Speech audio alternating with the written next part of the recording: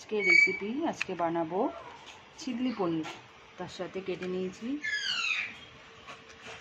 পনিরটা কেটে নিয়েছি, ডুমো ডুমো করে পনিরটা কেটে নিয়েছি পেঁয়াজ কুচি, 2 রকমের capsicum, yellow capsicum, green capsicum, লঙ্কা কুচি আর রসুন আর একটু আদা। চলো তোমাদেরকে দেখাবো পনিরটা করব। এটা পনিরের জন্য রেডি করব অল্প হাফ চামচ রেড চিলি পাউডার, তার সাথে দিয়ে দেবো হাফ চামচ ব্ল্যাক পেপার আর হালকা একটু জল দিয়ে গুলিয়ে নেব, ভালো করে গুলিয়ে নেব। দিয়ে দেবো স্বাদ মতো নুন, এই মশলাটার মধ্যে দিয়ে দেবো।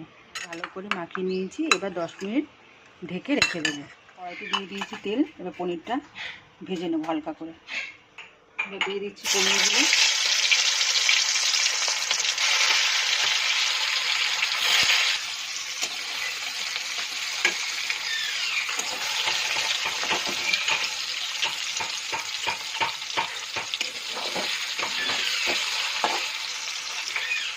এটাকে তুলে নেবো, বেশি ভাজবো না, হালকা করে একটু ভেজে নিলাম পনিরটাকে। এবার ওই তেলের মধ্যে দিয়ে দেবো আদা কুচি, রসুন কুচি আর দুটো লঙ্কা চিড়ে নিয়েছিলাম, সেই লঙ্কা দিয়ে দেবো ক্যাপসিকাম, এর মধ্যে পেঁয়াজটাও অ্যাড করে দেবো।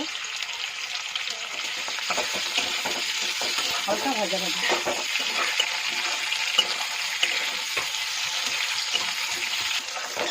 সব কিছু দিয়ে 2-3 মিনিট একটু ভেজে নেবো।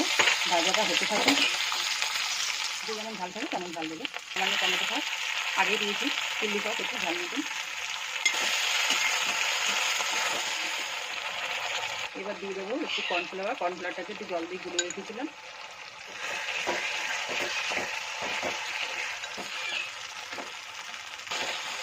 কর্নফ্লাওয়ারটা দিয়ে দিচ্ছি, এবার ভালো করে নাড়াতে থাকবে 5 মিনিট।